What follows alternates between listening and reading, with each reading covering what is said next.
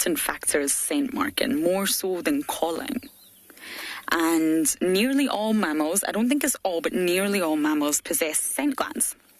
And sort of patches of skin, if you like, that are specialised to release odours or compounds. And we are completely oblivious to all of this, which just blows my mind. And scent glands are generally just modified sweat glands, which we have. And they've just modified a little bit to release a special odour. And there's a fantastic study that shows chromatography can actually analyse the scent gland material. And it showed for most mammals, not humans, it contains dozens of hundreds of specific compounds. So when Tingana will scent mark, basically he can identify individuals. For leopards, it'll be individuals. For lions, it'll obviously be groups, as in prides. And he can recognise them by recognising the different compounds. So his brain, his cognitive ability will be able to process all the information that's coming in through scent and process all the different compounds, as each individual leopard will have a sort of different variation, a different ratio. So they'll have the same compounds within the odour, within the scent that they're releasing, but the proportions will be different. So it'll be almost like a specific code, a very complex code that us humans won't understand, that Tingana will know, that's Milwati, that's Hukamori, that's Hosanna, my son, by recognising the different codes, different variations and compounds, which I personally just find mind-blowing. And that's really how they navigate their landscape out here. Not really visually, and not really by using their ears. It's mostly by scent. And of course, the scent marking creates almost like an odour fence. But it doesn't stop intruders. Hukamuri could walk here if he really wanted to. It's not impenetrable, but it will slow them down, because a Hukamuri would then think, this is not my territory and I can smell another dominant male. I know that scent. That's Tingana. I'm not going to go here. But he could if he wanted to. The odour fence doesn't stop, it just sends a message. But Tingana's not sending any messages right now. I think he's probably dreaming about sending messages.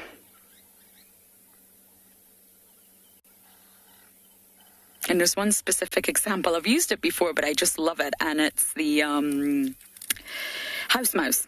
So the male house mouse, they have a very long, thin prepuce, shall we call it?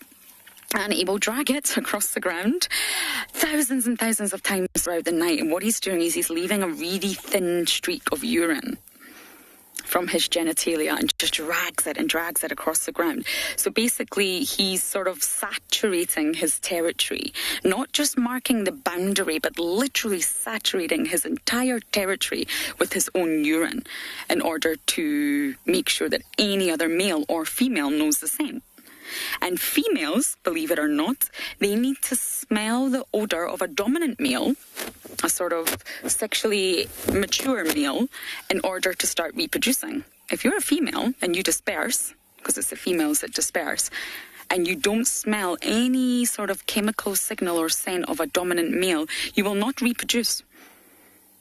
It's a sort of biological cue that brings on reproduction in the house mouse, which I think is really fascinating. And again, it's to save energy. It's to save sort of wasting energy in unproductive estrus cycles, because that takes a lot of energy for most female mammals in the entire animal kingdom to come into estrus and go through your cycle. Why bother if there's no dominant males around? And as soon as she smells that, bam, right on cue, she will start to go into her estrus cycle. It's fascinating. Reciprocal signalling. And this is not the case for all mammals. It definitely doesn't work that way for leopards. In fact, it's the complete opposite. But that's how it works for the house mouse, and that's how important chemical signalling is for the house mouse. Otherwise, they would never, ever successfully reproduce.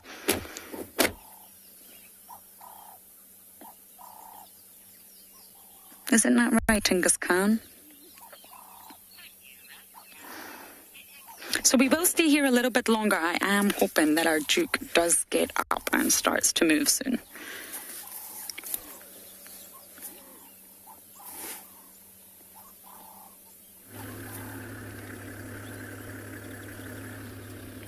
So, talking about all things territorial markings, the last time we actually had tracks of anything this morning was a leopard marking up against the marula tree, right next to the road.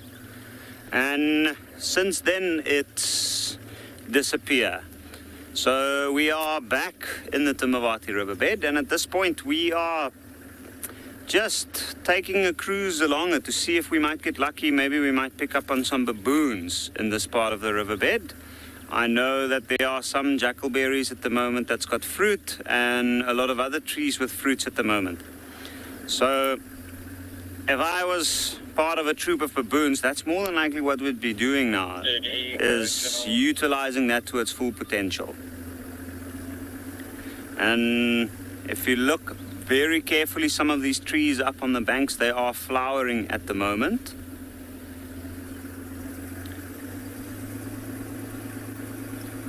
But what a beautiful area to drive this morning. It's getting a little bit hotter now, so I think animals like the leopard might more than likely go and find a place to rest for a little while after the long night's walk. So I think we'll continue along here slowly and see what we can find. Maybe we might have some luck yet.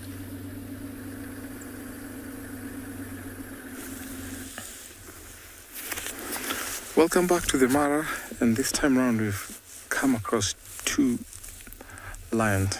Seems like these two are mating. We just happened to see the mating about 2 minutes ago. It seems like it's just the beginning of this mating, and I'm sure it's going to be back again maybe in the next 10 to 15 minutes.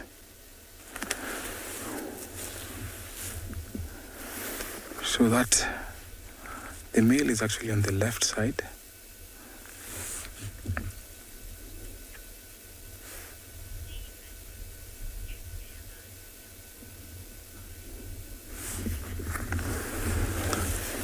Stephen, thank you so much for your question. Male lions can have multiple prides depending on how strong or formidable collision they have, especially when the more in number in the male collision, the high chance, the high success in ruling multiple pride areas.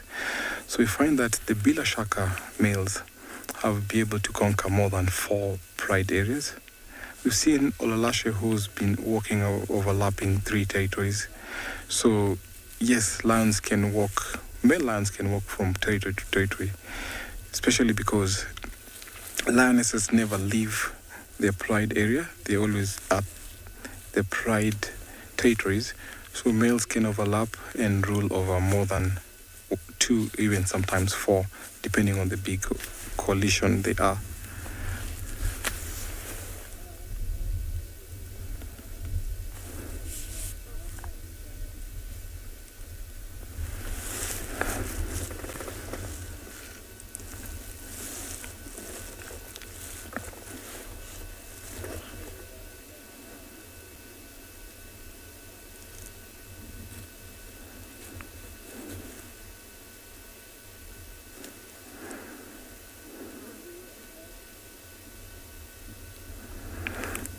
So sometimes you find that female lions stay closer together in their natal prides.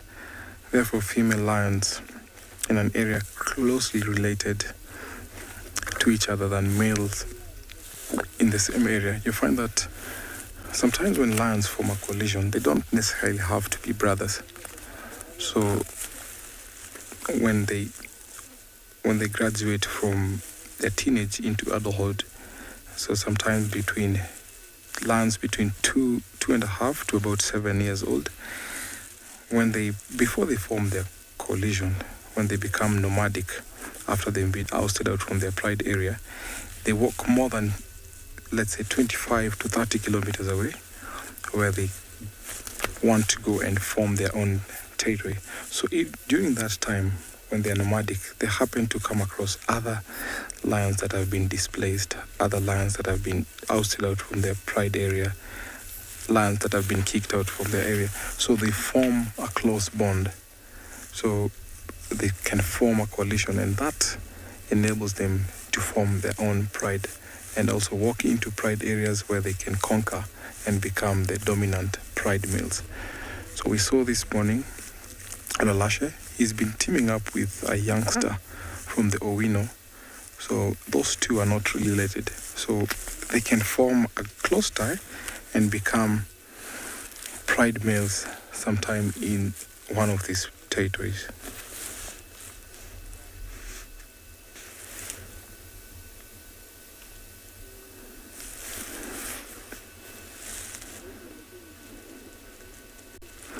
So males spend years in a nomadic phase before gaining residence in a pride. So before these males became pride members or pride males of this territory that they patrol, they were once nomadic, and we saw them actually very, very shy, because before they came into the Bilashaka area, there was some males called the musketeers, and they were really much afraid of them. So when they got to their prime, they actually pushed them off to a different area. So I'm going to sit here, wait for these two to mate, as I take you over to another live location.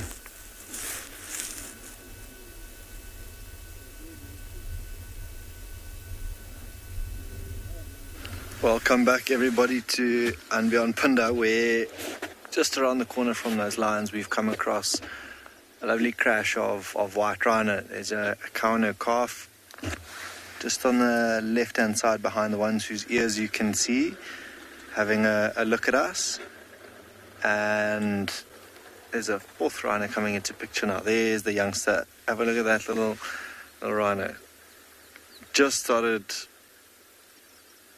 or that little front horn of it has just started poking through. Oh, see those tails curled up? Maybe this bull here, who's got a bit of growth now, chasing those two, shame, and putting them under a little bit of pressure as they, I want to say hightail it, but curl-tailed it away from us. The wind's starting to come up as well, them not having the best of eyesight now, just disappearing into a little bit more of a sheltered area, back down where you can see those trees in the distance.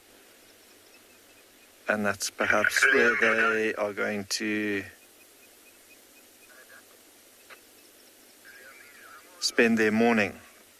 So I think just being under enough stress and pressure from that male, I might leave them be and see. I don't know if I said earlier, but we saw a couple of elephants. We saw two elephant bulls in the distance earlier on. I'm going to see if we can't get a little bit closer to them.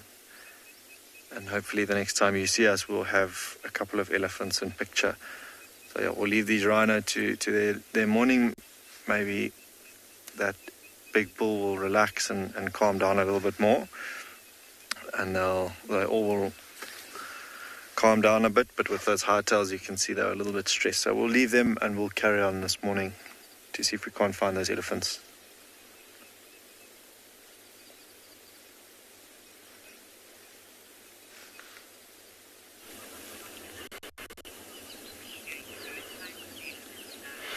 Well, that is exciting to see rhinos dashing off, but yes, hopefully they do relax. We have got a very relaxing scene on the other hand here at Ndlovu Dam.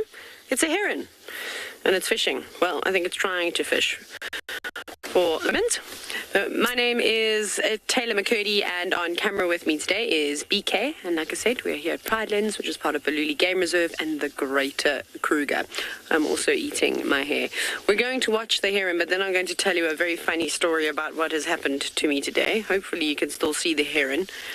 We have a sneaky a leadwood tree that... Oh no, we've still got a bit of room. That heron can keep on moving. So this heron is that we see almost every single day. It lives here at, well, I suppose it resides at Ndlovu Dam. And it's been so fascinating to watch it fish because it uses various fishing techniques. Right now it's doing the typical thing that these types of birds will do, is just moving very, very carefully and quietly through the water, hoping that a fish or a frog or something will swim past it and it will snatch them up. If there's a baby crocodile, wouldn't surprise me if a bird of this size would go for that too. You can also hear some helmeted guinea fowl making all sorts of noise in the distance as well. But the best fishing technique that I've seen being used by these herons, and I'm so glad that I finally got to see it happen, is this one does it, so we've still got a chance of seeing it again, but it swims out to the middle of the dam. Yes, swims like a duck or a goose, and then catches frogs like that. I think that's quite clever. And there are lots and lots of frogs in this dam. I mean, we've seen so many foam nest frogs. Definitely been hearing some of the sand frogs making lots of noise at night, and cacos and all sorts of things like that. So there's no shortage of food, but with Ndlovu Dam being such a big body of water at the moment after all the rains, it's increasingly difficult. The birds absolutely love it. Well, the birds that like to fish. When dry season comes about and the pools start to disappear, it makes it infinitely easier for them to catch all those types of things. We're just going to actually sit and listen to the birds for a minute, because there's quite a few interesting ones making some calls.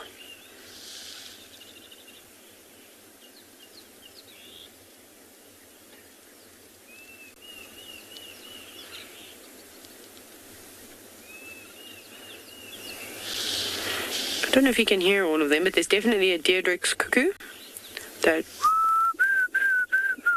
I'm, of course, not a very good bird call impersonator, unfortunately. I think safari guides are only really good at doing a pill-spotted owlet, and the rest we're hopeless at.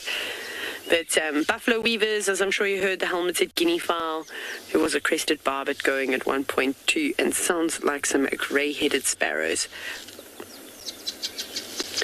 But we'll see if the guinea fowl will come down for a drink. The reason why we're actually sitting here waiting patiently is that we found a breeding herd of buffalo, quite a big herd, and they were slowly coming on down here, so I'm hoping that they make it before drive ends. Mike is actually guiding some guests at the moment, so he was on a bushwalk, and because they were in the thicket, we were wait here, so Mike's going to try and see if he can have a look at those beastly buffalo with his guests on foot, which will be quite exciting for them. I'm sure that they are going to love it. But we're going to play the patience game and see what else comes down to Ndlovu Dam, because, like I said, it's nice and hot, and this is a very productive watering hole. It's not moved a muscle.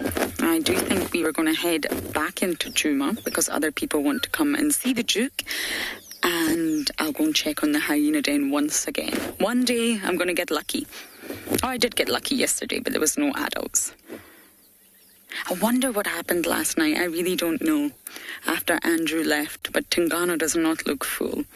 I don't know whether he lost that kill or dropped the kill. Who knows? He used to steal quite heavily from Kalamba, his daughter, but now she's become territorial herself. Her entire behavior has changed. It's very normal for a female leopard to sort of surrender, if you like, a section of her territory. And Kalamba took that, and it was the sort of northern section of Tandi's territory, which borders into Bufosuk. So she's very much still in Tingana's realm, but she's now a territorial female. She'll be getting ready to have her own litter soon. She's probably came into an estrus, whether it's been a pseudo-estrus or a full estrus cycle, we wouldn't know. But Kalamba's getting ready. And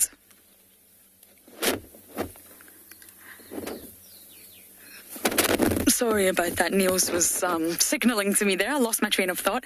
And yes, I don't now know what I was saying. Stealing from Kalamba, that's it. I don't know whether he still would. I believe the individual female leopard from last night wasn't identified. Was it Luna or was it Kalamba? I do not know.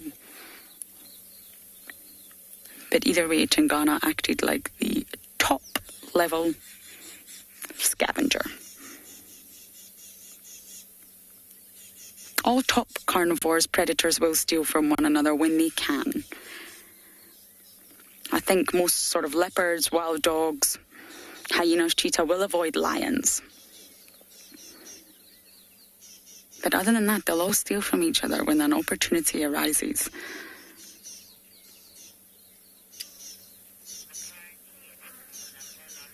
Oh, I'm hearing it was Tlalamba. Thank you to whoever clarified that. Andrew wasn't sure, but it has been identified as Tlalamba. So there you go. He's still stealing from his daughter. And he knows he's bigger than her, he's stronger than her, and she will always be submissive to him. And he knows her so well. And again, he'll recognize her by scent through that really unique coat.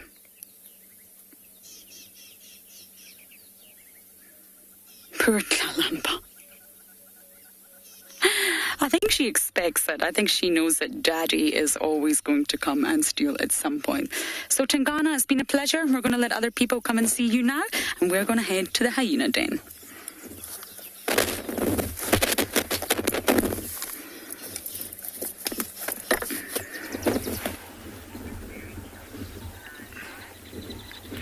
So alrighty guys, not only is the leopard very chilled, we also left those two males. They are looking like some logs at the moment. I think they're baking. You can see the sun came out a little bit on our side. The wind is still pumping, but I think they're enjoying the little bit of sunlight on their bodies. However, came across this beautiful male kudu, busy drinking water. As you can see, he's just keeping an ear out and eyes open, always when they're at the watering holes. You'll find them being a little bit more on edge, just because quite often the predators use water holes as a means of setting a trap. They know that everyone has to come and drink water at some point. So this guy, especially with the wind being so strong at the moment, just keeping his ears open, not relaxing completely. But yeah, if you have a look while he's standing like that, see how he's going into the water a little bit, instead of just drinking right at the water's edge.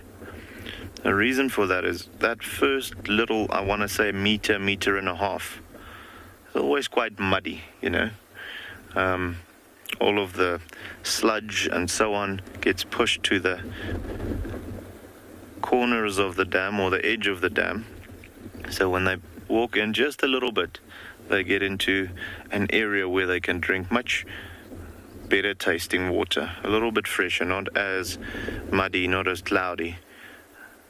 So you'll find that often with most of the animals doing that. The cats, they don't do it. They just don't like the water on their paws. But things like buffalo and so on, they'll walk right almost into the middle of the waterhole to do so, especially on a warm day. It'll also help them to cool down a little bit.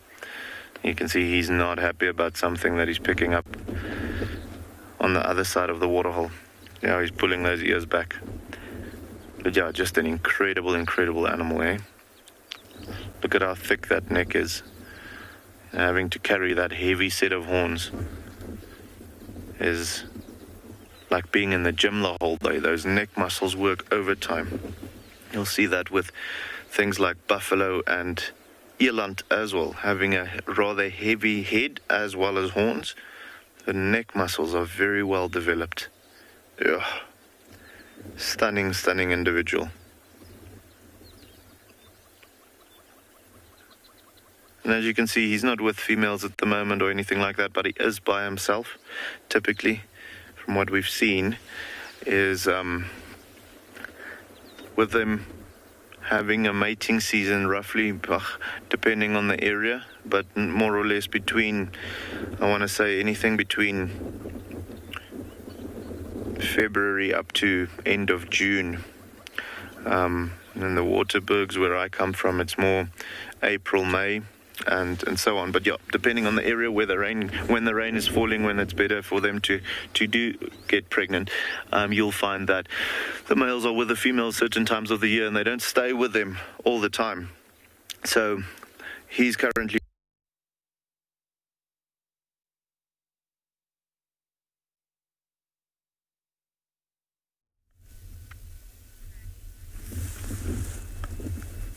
Our lions have mated again, fortunately, but the male lion is hidden just behind that bush.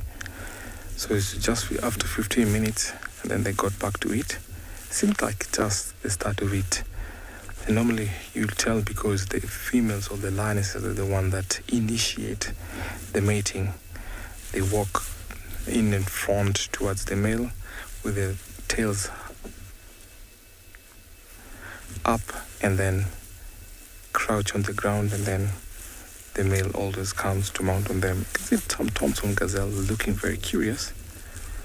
Of course, these lions will not go after them because it's an open place and they are also mating, so they always never mind what's around them. Very, very nice to see. And I'm sure maybe after about 3.5 months we'll be seeing lots of cubs, because lionesses from the Ololo Pride, about 3 of them were mating. Last week we saw one from the River Pride, this one here from the Mogoro. So there'll be lots of lions actually around February. Very, very nice.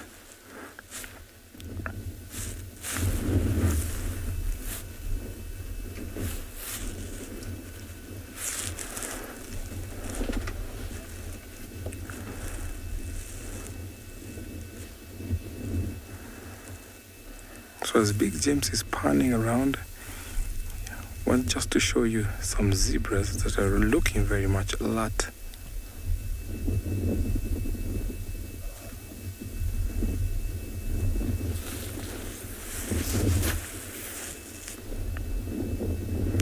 And that's the reason why wildebeest associate themselves with zebras, because they have very sharp eyes. They're able to see long distance. They can see predators, and whenever we also want to look for predators, we just have to find zebras and just look at them, how they stare, how they stop to look. Look at them, ears raised, eyes focused, and the head actually straight, watching this direction, so you can tell there's a predator around. So whenever they walk with the wildebeest, there's a heightened alert of awareness whenever there's a predator, and that's very, very good, or an advantage for the wildebeest whenever they're walking together.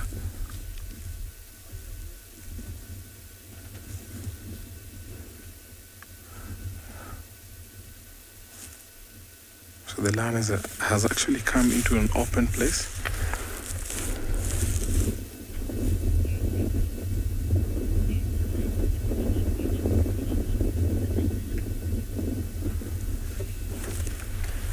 What you're doing, if lions have mutual relationship with other animals, so I cannot say mutual relationship, but being the apex predator, they actually help other animals within the ecosystem, especially when they go out on a hunt. So vultures, hyenas can also have an advantage. So there's that list where animals get to gain from the lion, but not really mutualism, where you can find oxpeckers and giraffes, oxpeckers and other animals. So it's not really much of a mutual relationship between these species.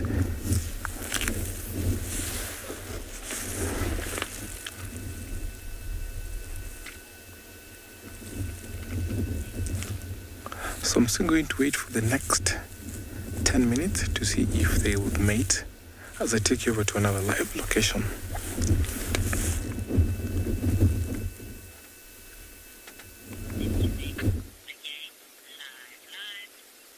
Welcome back, everybody, from Tim with his lions to, again, a pair here of elephant bulls who are also just enjoying this cooler weather out in the open this morning. The one at the back now has just popped his head out, slightly larger than the one in the front. You can see his tusk. Just the one that he's got is significantly larger than the others two. But these two, are just enjoying this lush grass. If they do carry on coming this way, I am on a road, so I might just give them their space to continue along the road, because that looks like the path that they are going to choose to walk. So I'm just going to reverse slightly for them to carry on, although as soon as he does come out into the road, he'll probably be in full view of us, which would be quite nice. But yeah, like I said, slightly smaller, this one in the road now, and the other elephant bull that's behind him is quite a bit larger, and their general movements were sort of left to right. I wonder if he won't. There he stops briefly to just have a look, probably smelling there where we were now. All sorts of different colognes and the likes coming off this vehicle this morning. I'm just going to keep quiet for a bit for you to listen to how quiet this animal actually is.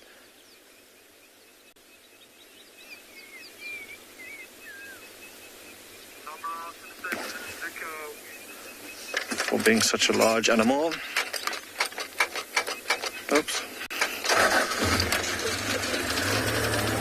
For being such a large mammal, they are deadly quiet as they walk along the road. And you can watch how he rolls his feet as he walks, which helps his silence. I'm actually just going to stand so I don't reverse into anything obstructing their way. You heard now how this vehicle was almost giving me a bit of a heart palpitation there, not starting, but eventually it did come to life. And these elephants now are probably going to make the most of this road, just because they now own it, with us moving further back for them. They will eventually come around the corner. You'll see as he curls his trunk around that grass, he might just hit it against his body just to get the little bit of dirt off, and then straight in his mouth.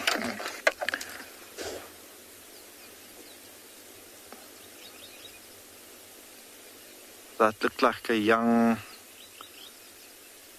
acacia that it's just put in its mouth now. And with that trunk, he will manipulate that branch if something does sort of, like a thorn, prick his gum or get wedged somewhere where it can't. It will actually manipulate it in its mouth to remove that.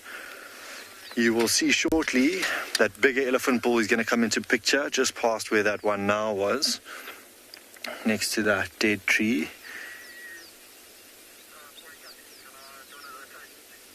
Oh, he's waiting now, but it's actually starting to warm up to a point where I might just take this jacket off.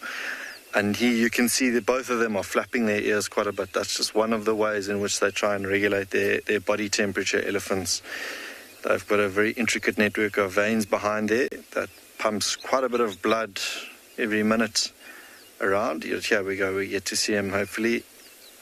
Or maybe this one's a little bit camera shy this morning. He stopped just behind, but slowly but surely these two walking across, and hopefully he does the same. He is a little bit bigger, so I'm hoping that he follows this other elephant bull off to our right.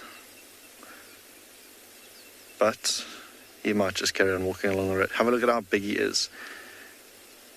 Somewhat dwarf now as he stands next to that dead tree, but a lovely picture that, just the one tusk. See, that? Absolutely caked in mud as well. I think these elephants are loving this cooler weather. And a little bit of rain that we've had to try and cool themselves down. And last night we had quite a big downpour. They must have loved that. And now just out in the open, obviously these grasses here are now a little bit easier to pull out of the ground after that little bit of rain that's seeped in. But just listen to as they walk. I can barely hear them sitting 30 odd meters away from them. I'm going to keep quiet for 2 seconds so you can just appreciate these two elephants.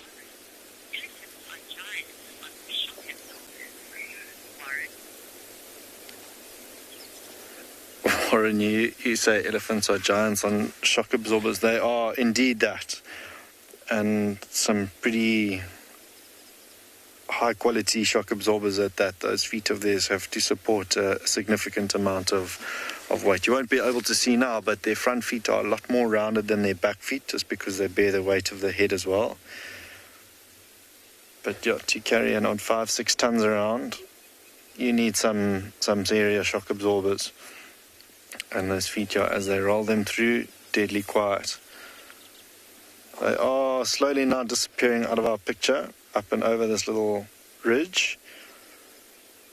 So I'll have to see if there's not a road that goes around them so we can maybe get another view. Otherwise, I might just let them be. They are venturing off into quite a difficult area.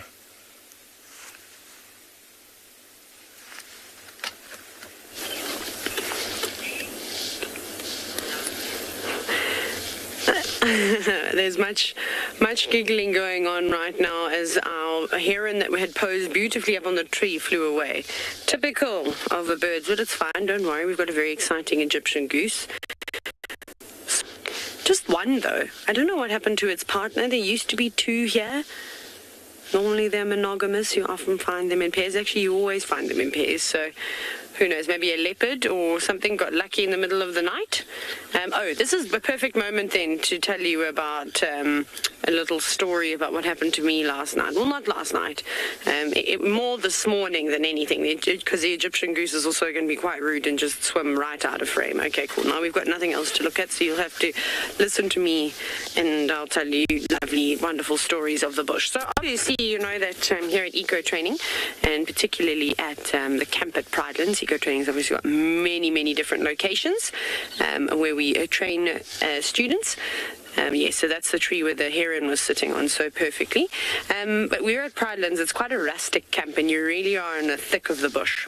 And there's many a hyena that comes through and harasses camp all the time. We've had to put up little electric fences to try and keep them out of the kitchen. There's another one going up around the lecture tent soon. It's quite exciting. And I'm going to insist that there's one put up around the bathrooms, because last night I do the same thing every single day for 6 months. I put my toiletries bag up on a wooden shelf. It's high. I even have to stand on my toes to reach it. Okay, it's not that high, but you get my point. And there's one naughty little hyena, one of the cubs of the hyenas that has the blind left eye, stole my toiletries bag. And I walked there this morning and I was so confused. Half is going, because it was like just after 4 a.m., going, what on earth is going on? Where is my toiletries bag? Then thought that I'd left it somewhere else. Obviously, I'm a creature of habit, as humans are. Couldn't find it. Anyways, found it behind the showers with most of everything was chewed, financial items. The shops today, true things. So, in the bush, pretty well out of harm's reach, and don't leave your shoes outside because they like to chat. Anyways, and then we can't be wasting money. Right, we're going to see and figure out where that herd of buffalo are. So I think we're going to head all the way back to the west.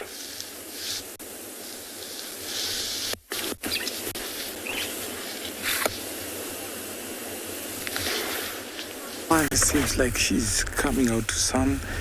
Looks like we have to wait for a bit, 2-3 more minutes for them to go back to it again. It's very warm, not that hot, but this lioness is enjoying the sun.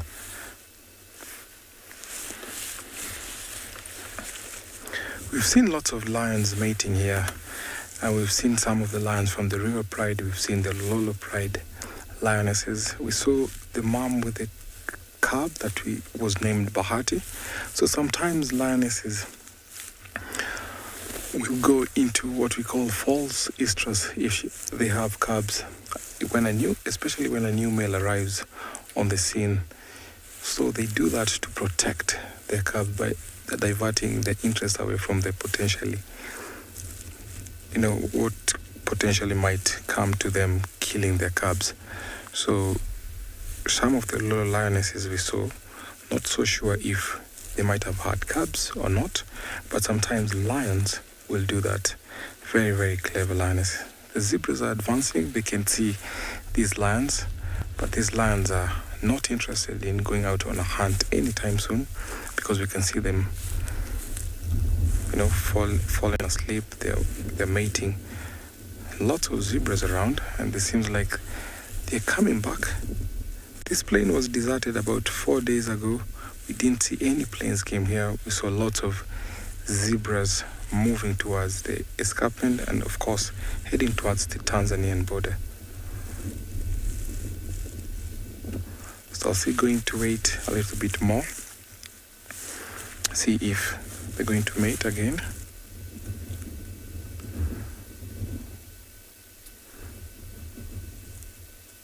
So lions can mate about 100 times in a day, and it's very, very short to witness. It's almost sometimes 17 to 20 seconds, and then it's done.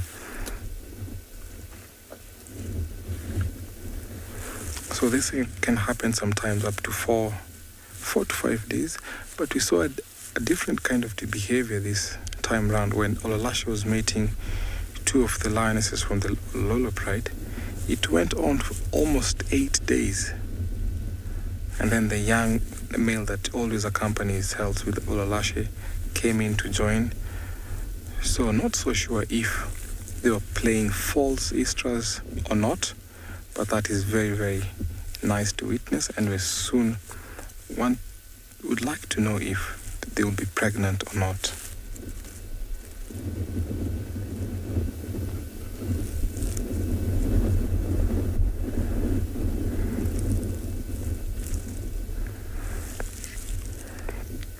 Another thing that, okay, she's up.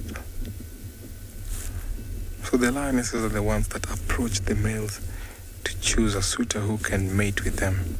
They always want big males for very strong genes.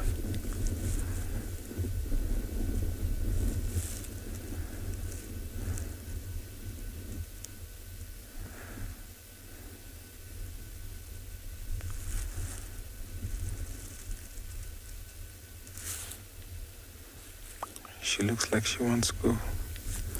Yes.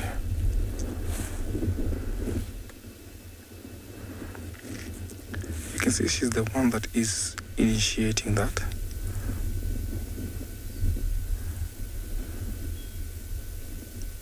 And the timing was perfect.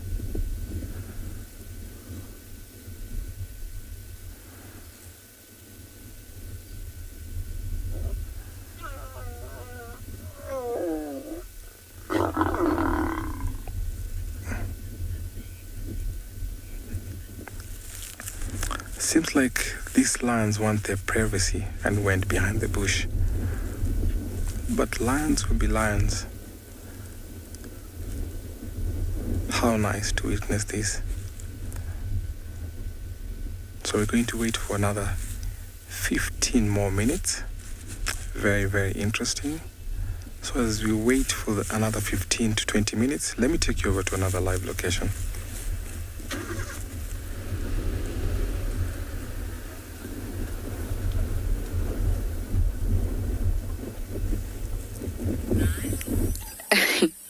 We just had the most wonderful sighting of a dragonfly for you, my absolute favourite. But it's gone. Hold on, they normally come back. I can see lots of them. Let's just bear with us just a moment. We're going to find you another dragonfly.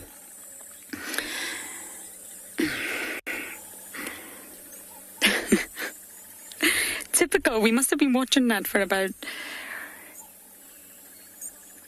5 to 10 minutes, and of course they hear the live, and they think, oh, we better go.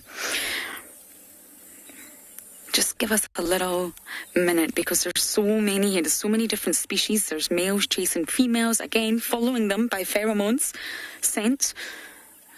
Insects generally communicate by scent, chemicals and pheromones in the air. I can't see any that have settled, Neil, can you? They're very busy dragonflies.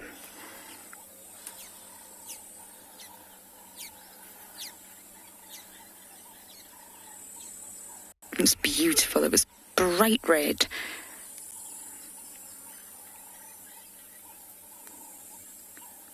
Sometimes patience is key, but I'm not sure it's going to pay off for me this morning.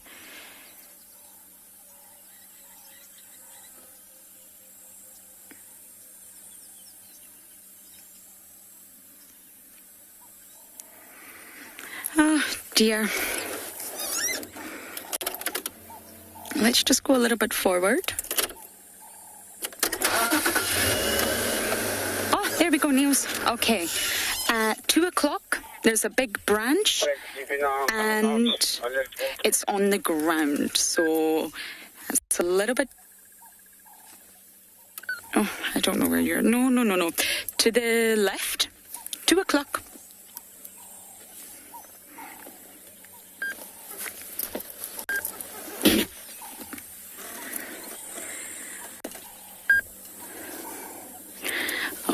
Okay, down here.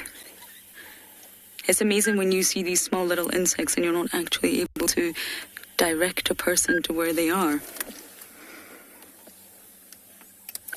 Just down a little bit, Niels. There's a bright red dragonfly just sitting there. There you go. We did it. Patience paid off. Oh, and I think it's worth it. Dragonflies belong to Odonata, and that is their sort of order of the dragonflies and damselflies, and it means the toothed ones.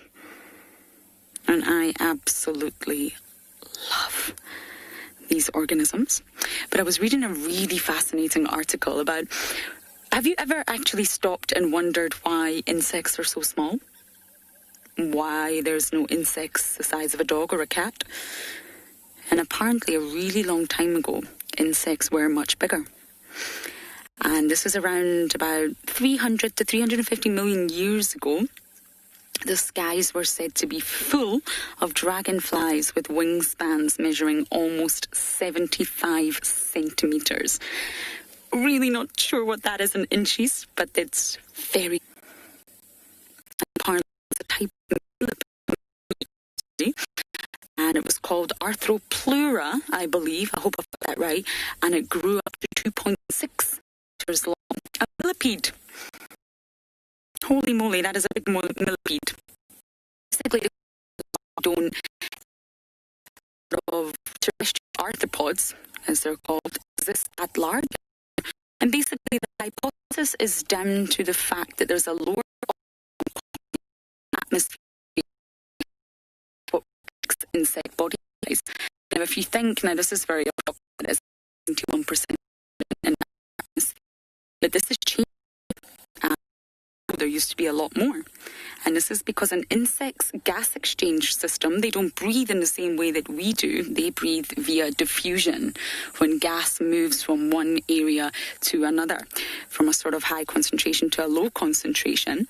And the higher concentration of oxygen in the atmosphere back then, 300 million years ago, would have allowed oxygen to move a lot more easily into an insect's body. And therefore, this is the reason that they're thought to have much, much longer diffusion system. They call this the tracheal system. And that would have allowed the insects to be much larger. But because the oxygen content in the atmosphere is a lot lower in the present day, that means that the gas has got to travel further. So this tracheal system has had to reduce in size, and ultimately that means that the insects have had to reduce in size. So, I mean, from an evolutionary point of view, being small is not really that bad a thing. But can you imagine these giant dragonflies in the air?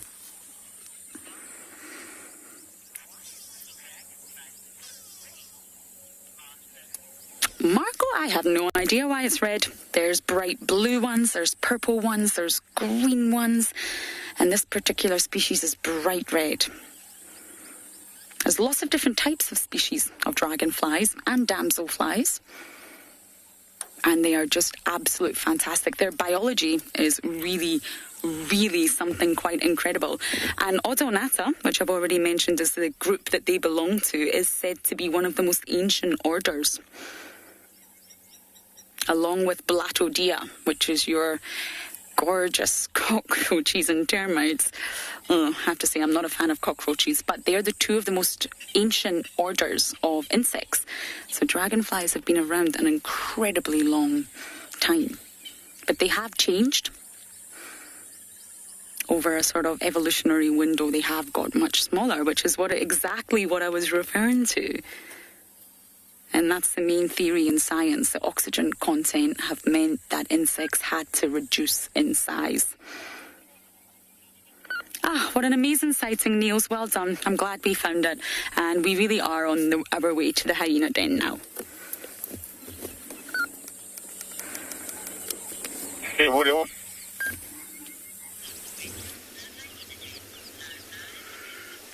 Welcome back, everybody, to and beyond Pinda, where in the distance those same couple of white rhino we saw earlier are now just enjoying the greenery tucked away in that little bit of a more sheltered area, that thicket that you see where they are now in your picture.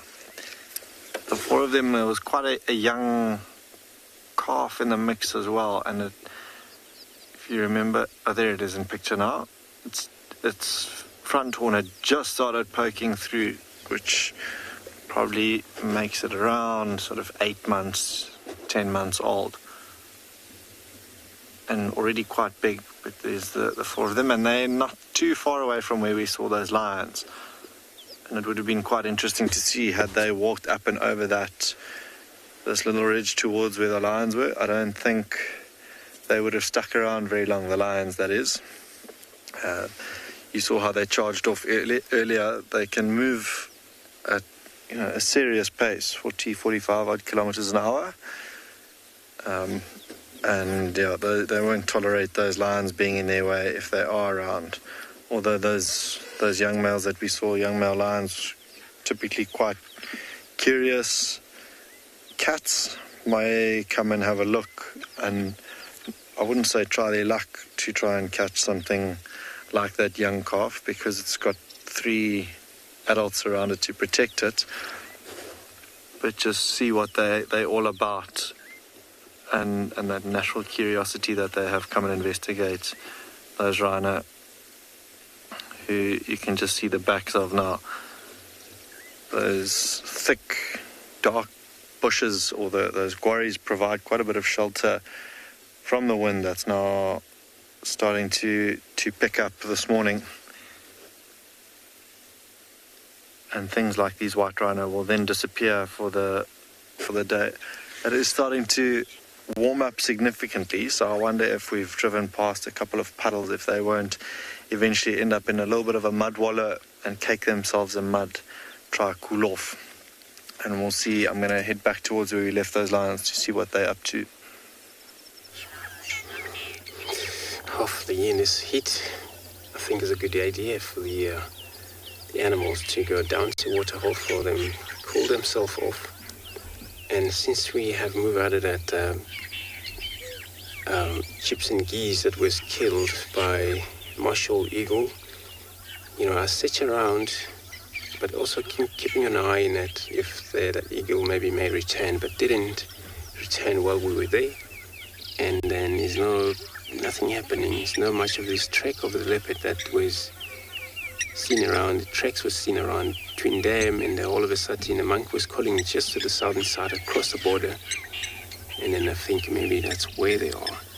So we come to this very much beautiful waterhole with one individual Egyptian geese. It makes me worried now, because sometimes you find a pair of them. If that happened, maybe one of the partner that get killed in the forest site. Looks like it's gonna be lonely for now until we get joined by another partner who would be maybe around here. Kind of very deadly water here, very static water, quiet. This is where we sometimes let's just take a moment of silence, listening around us.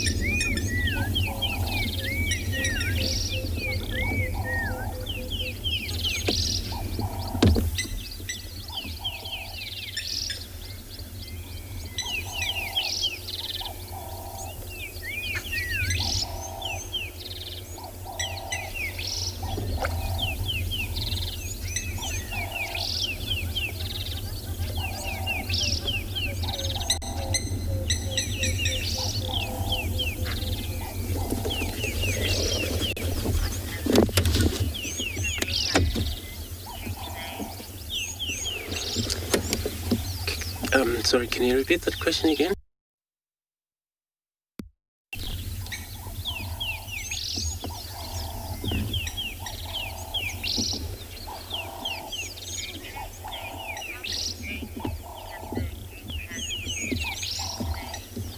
Kukane, good morning, welcome to your beautiful shore. I'm not sure how many eggs do geese have, but yeah, can't be more than 6, probably more than that there, or slightly up. I'm gonna find that for you, but sometimes they'll, you see a lot of their babies, which is anything from 7, or it happens sometimes those eggs doesn't actually, all of them get to hatch for these young to come out safe alive. But yeah, you do have a geese is leading about 7 chicks in the water around. So yeah, but I'll check that for you, and then to always come back to you. It is beautiful now. It was actually a beautiful sound when we were just taking that moment of silence, listening around, all different birds calling as well as doves. And as a francolin actually flew off from the far side.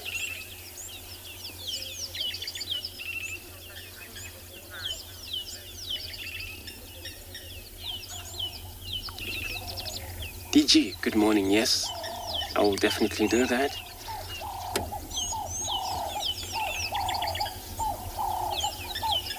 So all of the sound that you can hear right now, all capped turtle dove, and also there's some of the finches.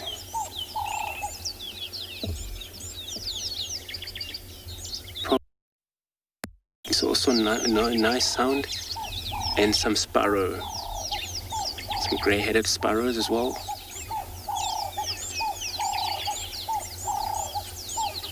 Those are the small sound. That's kind of like a slightly whistle, but very low whistle.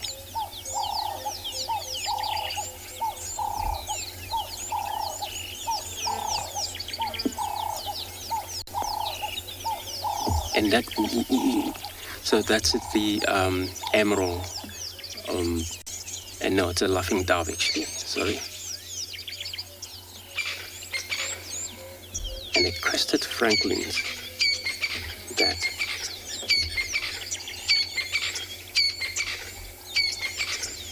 So that instrument for crested francolins, so usually as you can hear what's going on right now.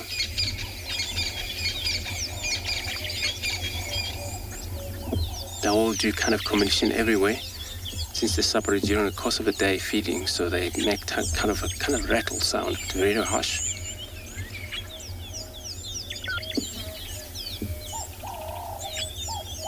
Now, capped turtle dove, but there's a emerald spotted wood dove that all they do, can't actually call it, but I'll try.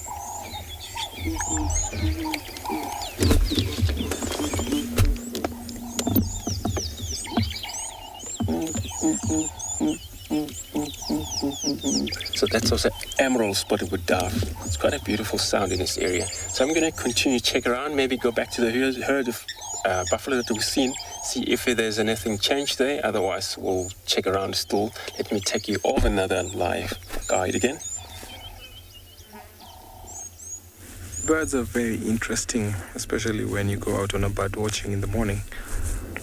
Back to our lioness, it seems like our lioness is stretching a little bit. Look at that roll. Oh, you can tell they're the apex predator. Sleeping in the open, not minding of any other predator. What a life lions live. I can see the male lion actually watching over as the lioness was rolling over. So our zebras have come closer. She might be thinking of going back to the mating. Remember when I told you the lionesses are the ones that initiate the mating? Yes, she's gone back. It seems like these two want their privacy so much.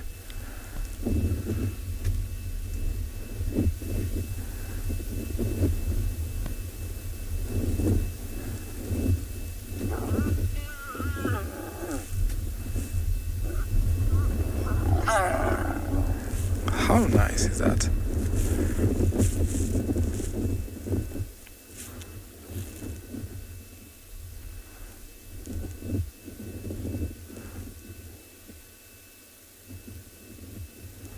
Whoever came to count every time they mate was actually very, very precise, because every 15 minutes they get back to it. Very nice.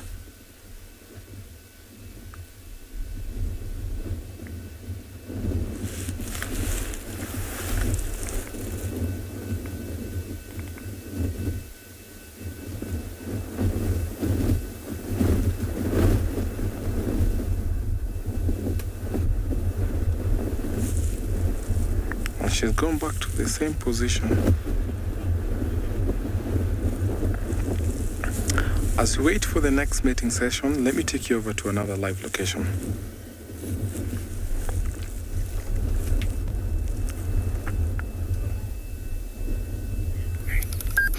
Now, we haven't even made it to the hyena den yet, because I found one of my reptilian friends. Interestingly enough, this mound normally has dwarf mongoose inside. Now, of course, they're not always in the same mound, but here we have a giant plated lizard. And one of the best things about these lizards, in my opinion, is the fact that they have this unique sort of, okay, friendship's not the right words, but they have this lovely symbiotic relationship with the dwarf mongoose. So they both utilize the same mound. And the lizard actually eats the mongoose feces.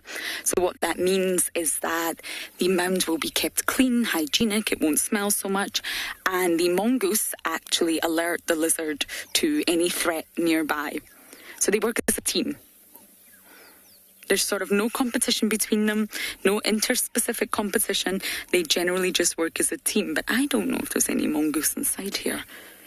I would imagine they would be awake by now. They like their sleepings, but it's really, really warm. That sun is getting higher and higher in the sky. And of course, being a reptile, you are ectothermic, so you really do need to bask in the sun. You need to get that energy in order to go about your day. When the sort of ambient temperature is low, the metabolic rate of reptiles decreases. Oh, we're on the move. And it's the complete opposite for birds and mammals. So when the ambient temperature is low, wow.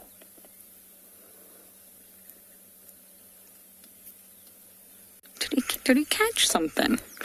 Let's just wait a moment to see if he comes back out.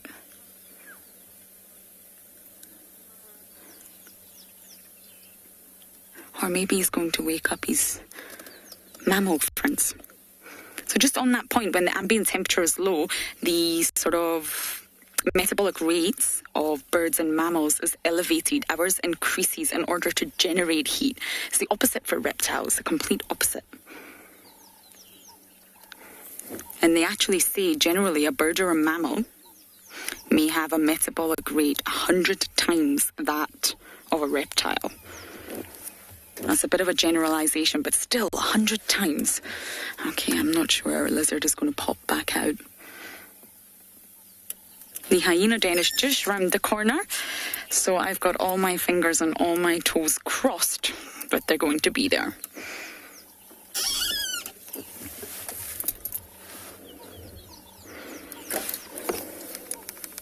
I hope she comes across those hyenas because hyenas are actually very interesting to watch, and when especially they interact, we have very nice interaction of hyenas in the Mara. So back to our lions here, and the lioness is sleeping, enjoying the sun as she waits for more minutes, actually about 8 more minutes before they go back to mating again. And our zebras are still staring, not leaving this sighting.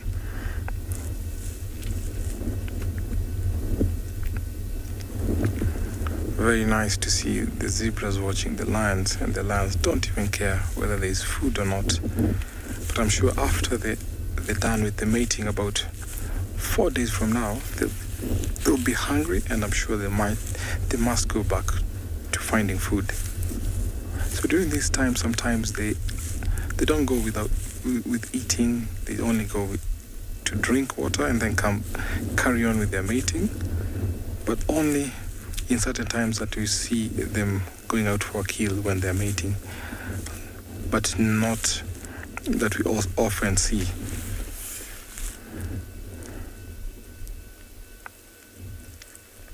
Sometimes for the protection of their cubs, females can mate with a number of different pride males, and sometimes that results to the cubs in the same litter having different fathers.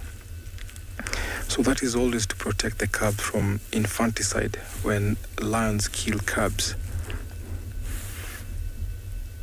So that always makes the male believe that the cubs belong to them. So, for example, we saw this lioness about 2 days ago.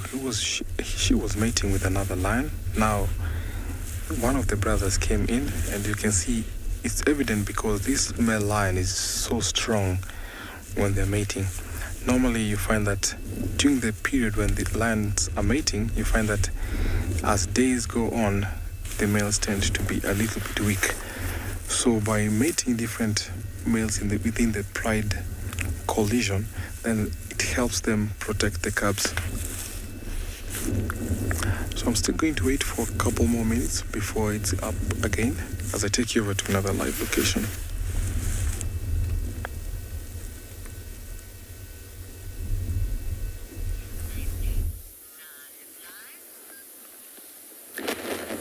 So as that kudu is doing at this point, I think most other animals in this area has started to move into the shadier parts. Something's just drawn attention. I think it is another kudu. She was standing there for quite a while with her ears facing backwards in the direction that she was looking in.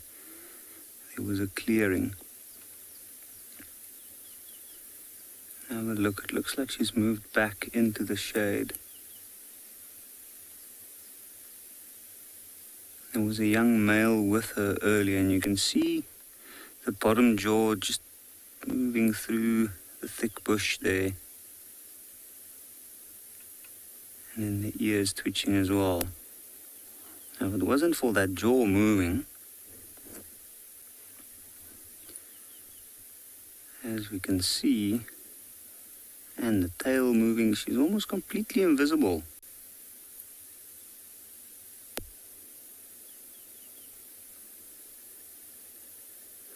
At this point, she is busy ruminating. You can see she's just swallowed the cud. She might regurgitate.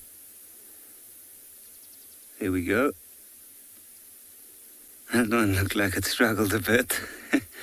You can see the cheek bulging and then chewing again.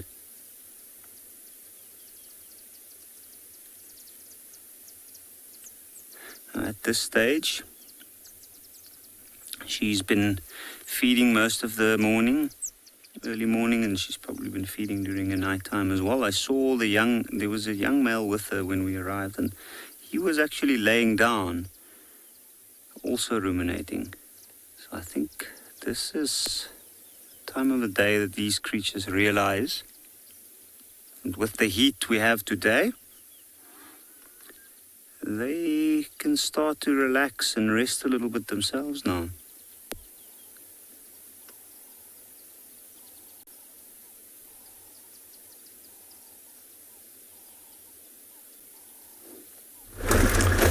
So we've actually changed position because it's become too hot for our lions.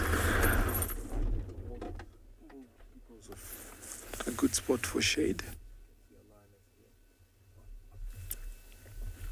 And I'm sure if it warms up again, she will definitely move to a more shady area.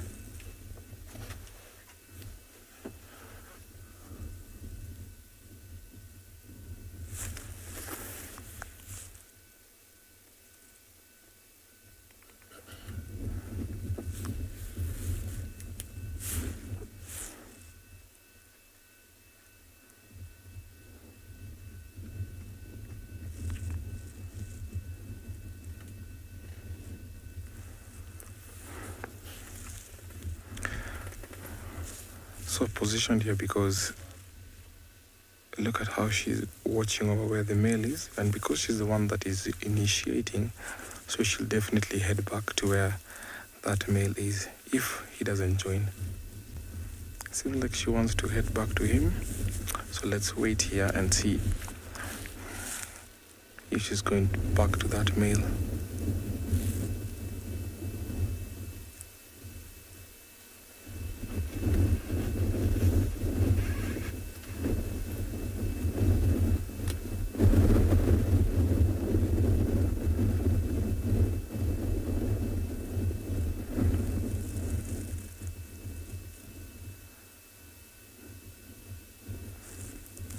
A little bit of face cleaning. You can see how she's licking her paws and then rubbing her face.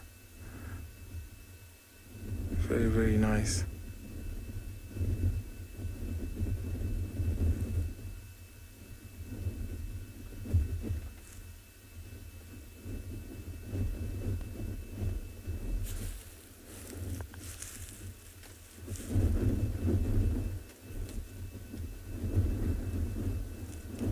It's a little bit windy, so even though it's not very much of a shade there, at least she can feel that breeze. But I'm sure in the afternoon when temperatures rise, they'll definitely move out of this spot. So during that time, the male will always be following her, making sure that no other male comes around her. But since this lion has a coalition, of course there's a hierarchy. You find that the dominant male in the coalition sometimes always gets the mating right and kind of pushes the rest away. But these lionesses are very clever, so they know how to push their way around the entire coalition.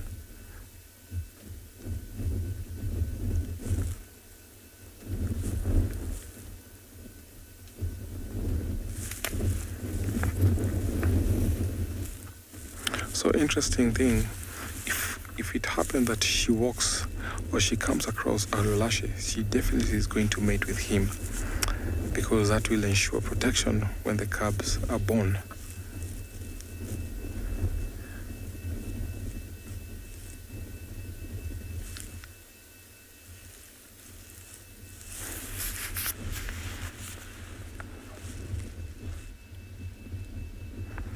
You can see how she's biting the grass.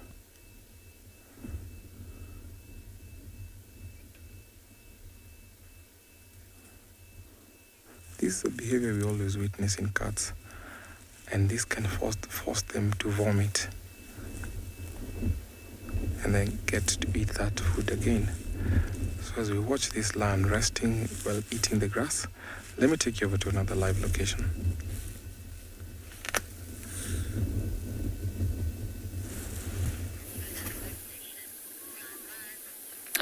And over here we've also got something chewing in the shade. Not on a branch. This is the young male kudu. And have a look, he is also ruminating. I can see some flies buzzing around his head, but there's no cool breeze here, unfortunately.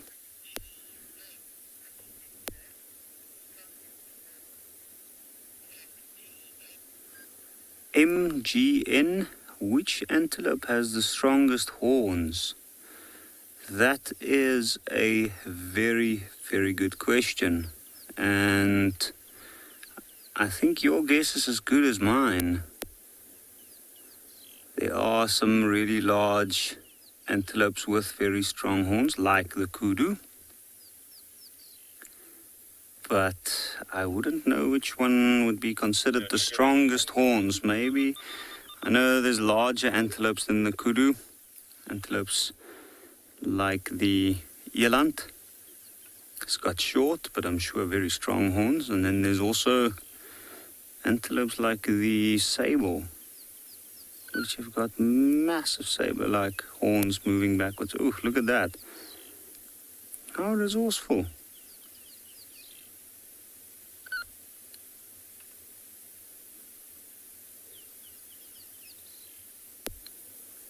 Now, I do know, I have read before, and I know that there are some theories that support that is part of why kudu have such a long neck. You can see there's the female. Now, I'm not sure if she is the mother. I've only noticed the two, so it might be. That young male is, if we have a look at the horns, you can see they're just starting to, they're almost touching at the top, so they're starting to curve towards each other, which usually indicates that it's more or less about 24 months or 2 years old. Well, that's interesting. They were standing in the shade because it is very hot, chewing the cud, and then decided to go back to feeding.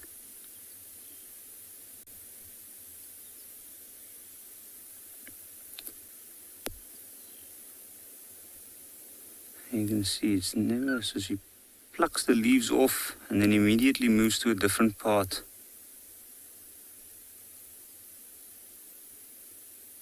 of the bush.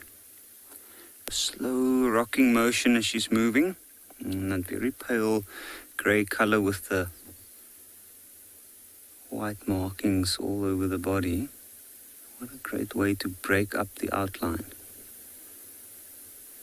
And that's why they practically disappear as soon as they move. But they are moving in the shade, and it is getting to a point where it is very, very hot at the moment.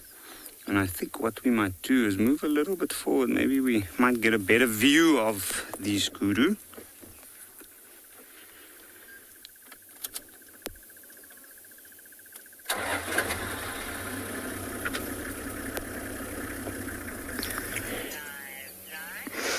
We're here in the Mulwati, just checking up, on Mama Spotted Eagle Owl. It was the most joyous day yesterday, seeing the little chick. The chick will be there, and it's getting really, really almost uncomfortably hot here in Djuma. And I wonder if we'll start to see movement of the chick. Now, many of you ask if we can just pull out a little bit, Neil, so we can scan for movement. That's right. Many of you ask Seb Wig, and it's Wig as in W-I-G. Where does it come from? It was a bit of a silly nickname, and it comes from Hedwig from Harry Potter, the most famous owl.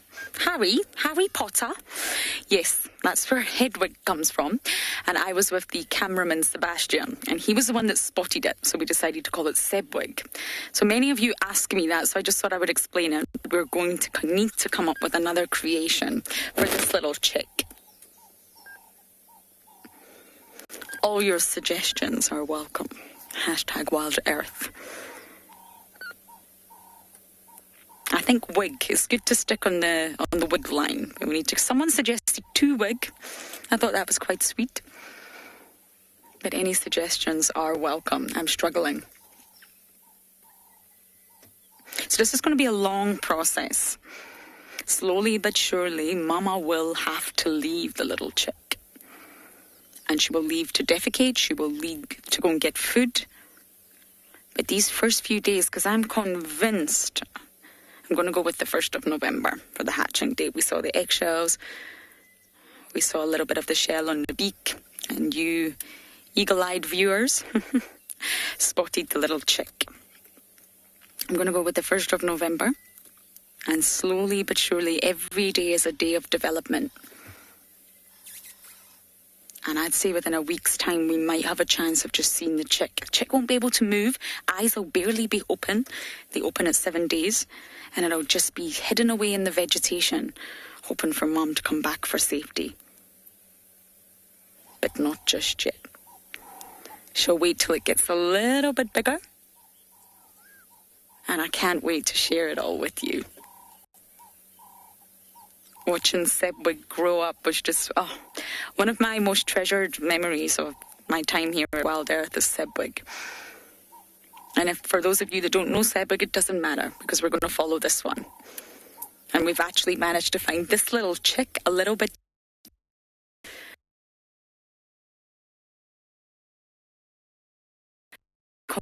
I'm Sebwig too.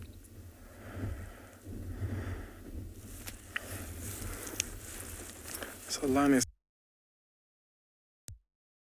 still on the shade. Good thing that it's overcast now, so there's more shade. And the other male has just come into the open, still sleeping. And I'm sure he knows that the lioness will just walk up to him.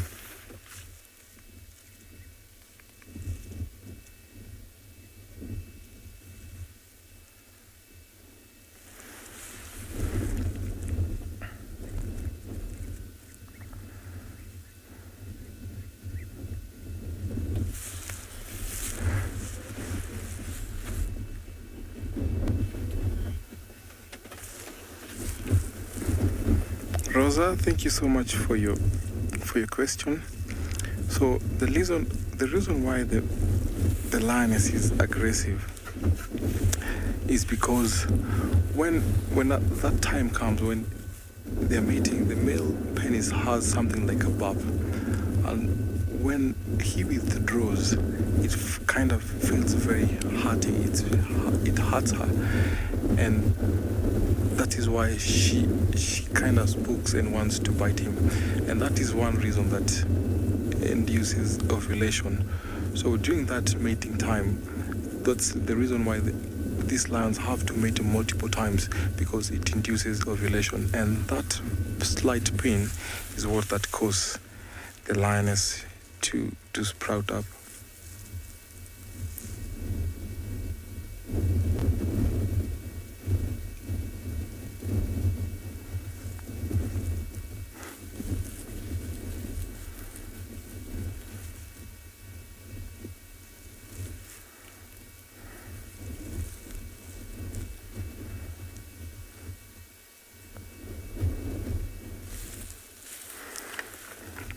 So lionesses will come to mating once every 2 years after they successfully wean their cubs. Only often at times you find that if they lose their cubs before the 2 years, they'll come back into season after about 3 to 4 weeks. So after success on them weaning their cubs to independence, so the lionesses will go back to mating. And of course, the ones that are 2 years old will come again into mating. So it's always very nice to see lionesses coming into season after every 2 years, meaning that the population of lion is going up.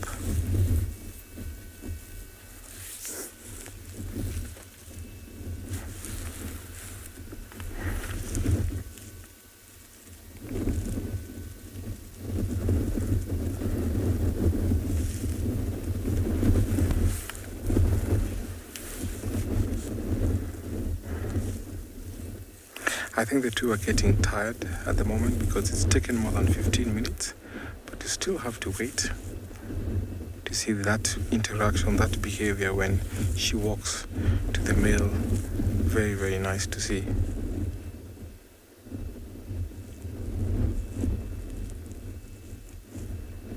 In the last 1 month, we've seen lots of mating between lions in these different prides, especially the Ololo and the river pride, which has become very active in mating.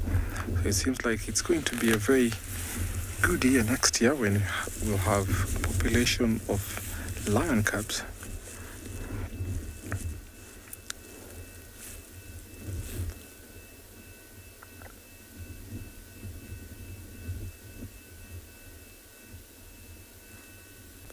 Because this lion comes from the marsh coalition, and because they have a big coalition who they sometimes walk together, sometimes in pairs, sometimes you see them three walking together. Because they're 5, they end up walking long distances to conquer more territories. So these lionesses will be left alone here. So one of the tricks they play, they will mate with the lions around this area to protect their cubs. Very, very clever for these lionesses. So I'm going to still stick around here as I take you over to another live location.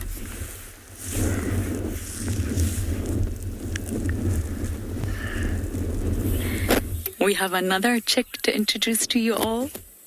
ladies and gentlemen, this is the Mulwati Wahlberg's Eagle Pair chick. You see the feathers moving? How sweet. Sorry about earlier. Sebwig's nesting site is beautiful, but it's in a very, very tricky signal area. So we have moved on from Sebwig's mom. And just about 100 metres south in the Mulwati is the famous Wahlberg's Eagle nest. They reuse the same nest time and time again. And that's a chick. Yesterday we managed to see Mama feeding. And I was kind of hoping to see that again. I hope you're even... I'm not sure. Is that dark patch the head, Neil? The back. Ah, yes. So the head's at the other side. I'm looking through a tiny little monitor here with the sun.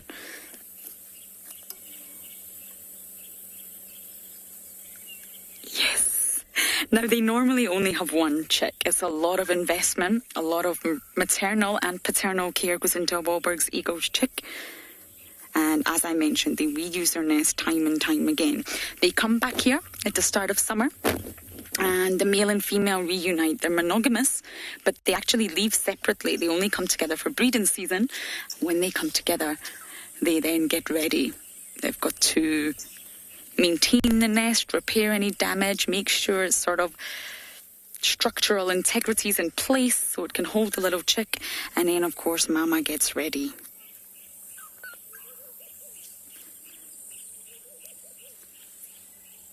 And there's definitely a chick in there. We saw it. How wonderful is this? So both male and female maintain the nest. That's what I mean by high levels of sort of paternal care. They both put a lot of energy into maintaining the nest.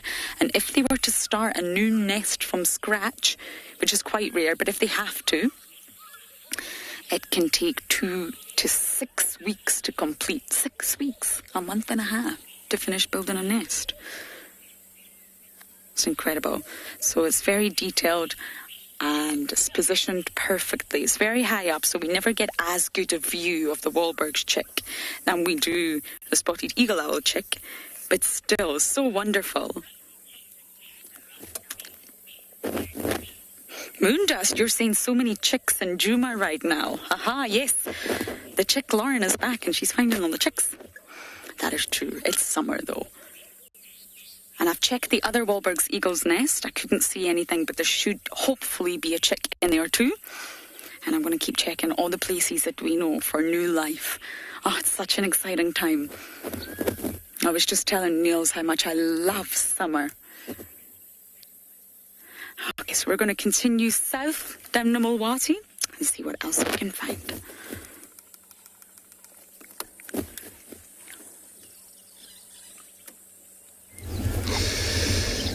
Beautiful, Lauren. Good luck there with this nice eagle. And here we come. Just stop with these two beautiful male impalas sitting under the little shade. It's not actually a big tree that, but since the heat is taking place, and even our buffalo have crossed the border south, and then they're gone. They'll probably come back again during the course of the day. They're probably going to do movement in and out every time. But this is, it's so important. Most of the animals, when there is so much, the temperatures peak too much, hot, they're more likely to be under the shade, finding quite a lot of easy for them to be able to feed early in the morning while it's still cool. But they will continue again, eat whenever there's a chance, because their food is everywhere, even there where they're stopping.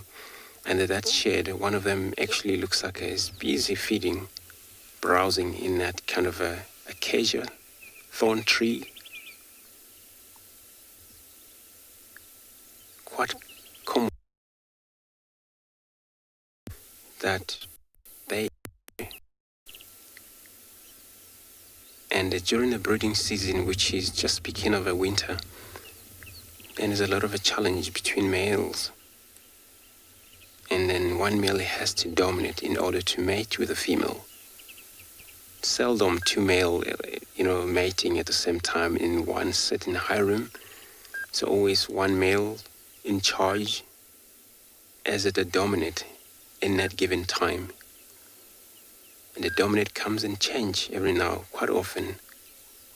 Maybe every week, possibly every week, sometimes, or more, depend how many males, strong male, will able to challenge that male, that dominating there at the same time.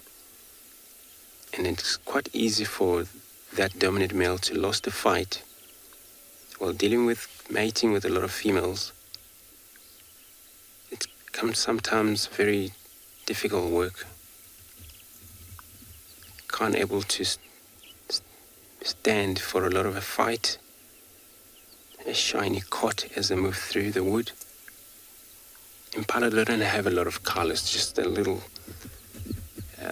lot of maybe white, slightly white on their chest. So I'm going to move forward, see if we can get a visual of them. So yeah, I'm going to continually check. If this impala doesn't stick around, then we're on the process of looking around for a cat this morning, which hasn't been in a sign. And then I'm going to be taking you over another guide who will be showing you again the beauty of the wild nest.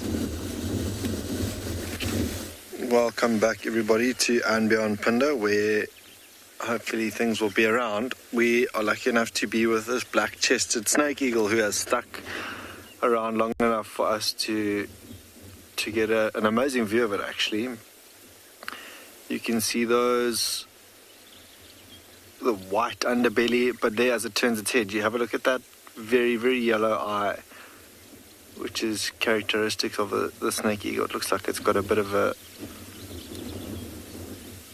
hairdo as well, or a cape at the back. This particular one, it was tricky to tell initially, but that eye and the legs gave it away. So the snake eagles don't have feathers all the way down to their talons, and which you can see there now in picture. This one's chosen a lovely little perch overlooking the western part of this reserve. Have a look there. There now you can see the white underbelly. So that indeed a black-chested snake eagle. Ruffling its feathers, getting rid of one or two that maybe it was plucking and preening from earlier on, but now the wind has picked up quite a bit. If it were to open its wings again like that, I think it would probably just take off with the breeze effortlessly. And it's got a really lovely vantage point there over this valley for things like snakes, if it were to spot one from there, or maybe even one or two smaller tiny morsels that it could potentially feed on. But they've got the most striking eyes as it turns its head. Those really, really yellow eyes. But lovely to be able to spend a little bit of time with this black-chested snake eagle as it stands quite proudly on its perch. I'm really hoping that it would take off from here for us to see just how effortless it would make flying look. Picker Mom, you're asking what the wingspan of this eagle is.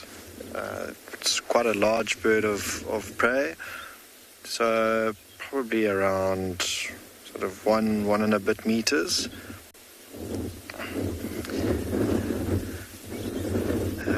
It is a really big bird of prey, and I'm really hoping, I don't know if you got to see now when it opened its wings just how big they were.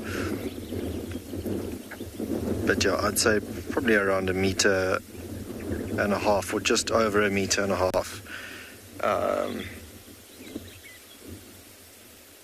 In fact, closer to about 2 meters is their wingspan. Pick them up just under 2 meters. Yeah.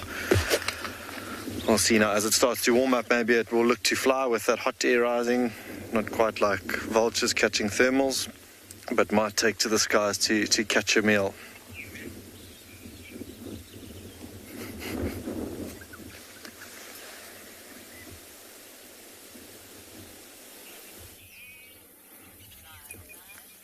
We have just been watching the most adorable sighting of the blue waxbills taking a bath. I think the quilias are also joining. Oh, it's so sweet.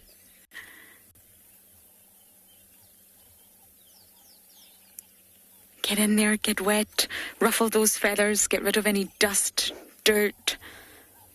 And of course it must just feel jolly good. It's very hot. This also helps birds cool down, just like it helps us cool down when we jump in water. Because they are endothermic. The heat comes from within. It's generated. They maintain a constant temperature.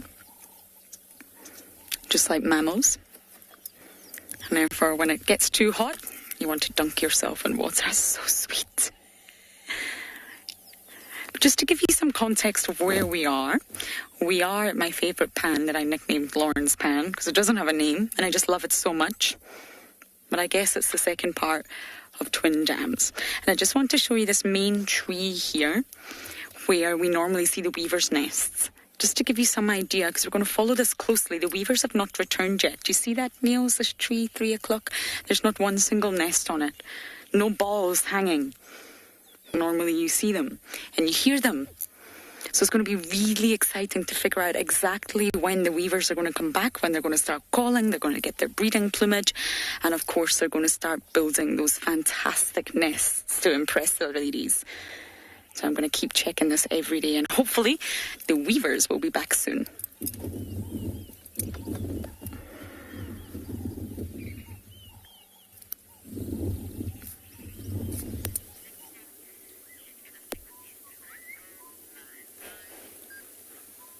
So while Lauren's sticking with those blue waxbills, we were just listening to some birds.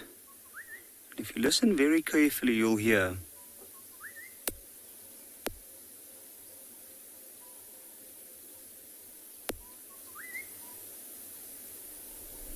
some very interesting whistles.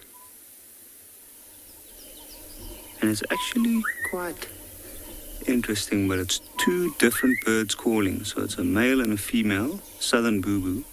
The first one is just a whistle, and the second one is a very quick, rhythmic whistle.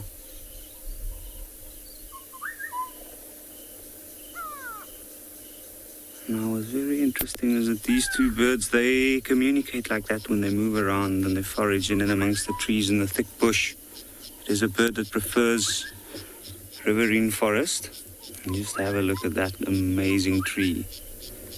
So that is a Natal mahogany, quite a large specimen. And you can see it's got quite a clear line where the foliage stops at the base.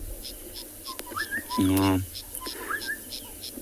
earlier today we watched a kudu stretching up and feeding on leaves. It was a little bit high to reach, and he stretched out his long neck and chewed off the lower parts of the branch. Big trees like this, especially certain ones whose leaves are browsed by game, large game like the kudu,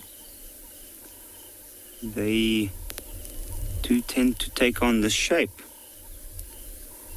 What's also interesting about this tree is it's quite a very dense canopy.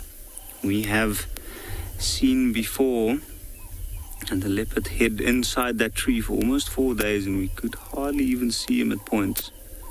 Now at this stage we can't see it, but there's also still a impala leg stuck in the nook of the tree from that day. At the moment it's buzzing with life. There's lots of flowers out. We can start to see some of the fruit. And the reason for that, I can't see it from here, but somewhere over there the leg was still hooked in one of the nooks. But the insects are pollinating this tree at the moment, and some of the fruit are starting to form. And what an amazing shade tree. You can see, if we look very carefully, we might be able to see some stuff moving around. Now, I have heard that you can take the seeds of this tree, and if you do soak it in milk for quite a long time, and afterwards you are actually able to eat them. Otherwise they're considered a little bit toxic to humans. A very, very beautiful tree indeed. And the tree in front of it, with a lighter bark, that is a marula tree with a very, very odd growth form. You can see the height of it. It's a huge marula because it's right next to the riverbed. The river in the background is the Tswalu riverbed. And it's got some deformations on the bark. And what's interesting here is you'll notice that it's at different levels. And that's because long ago there used to be some wires tied to this specific tree. And a lot of people do believe that it was a old pontoon that they had here and part of a crossing across the river. But then again, the Tswalu riverbed's also been relatively dry for quite a long time. It was actually part of a camp. Small little camp where there were some pigs and goats kept. You can see the deformities on the bark where the tree has healed from the damage done by those fences.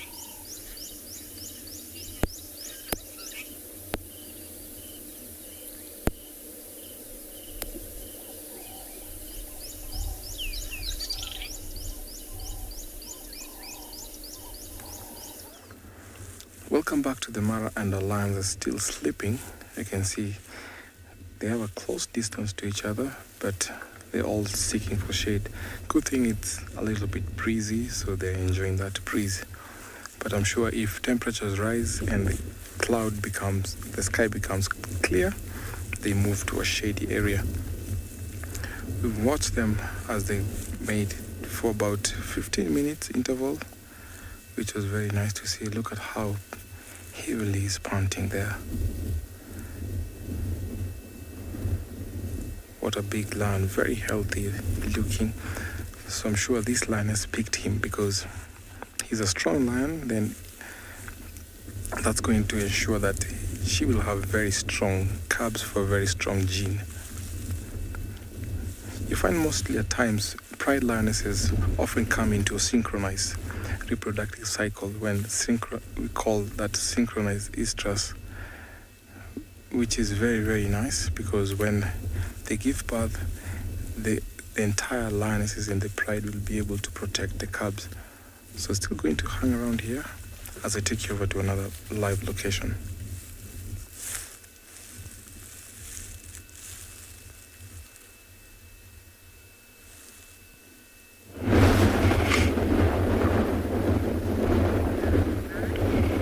So alrighty guys, just an update for you. We left those male cheetahs as I mentioned earlier, and then actually after those kudu picked up on a set of mother with 3 youngsters. Difficult to say how old they are exactly, just judging from the track, but it was quite small. So followed that for a little bit, but they are just missioning. We couldn't keep up with, or we couldn't find them itself, but we found this beauty though. Just as soon as we left the tracks, got a hold of this beautiful, very lazy black-backed jackal. We saw quite a few of them this morning, but all of them were running. This one is actually just, perfect. He's about, from the vehicle, probably about 25 meters away, and just very, very relaxed. So awesome to have him to come and say goodbye to us this morning. And it is unfortunately that time of the morning as well where we have to say goodbye. It's been wonderful having all of you on our show on the live drive this morning, and we're looking forward to having all of you back here this afternoon. Remember to come and tune in on channel 183 DSTV, and then also if you do want to follow us on YouTube or Twitter, you're welcome to do so as well. Remember also to send in all of your much needed questions using the hashtag WildEarth. and then we'll be able to answer all of them to the best of our ability. But yeah, just been a wonderful morning. We're hoping that there's going to be a little bit of rain coming in here at Tswalu this afternoon. They are predicting it, so it would be great, but we'll let you know this afternoon, okay? All right, guys. Ciao, ciao.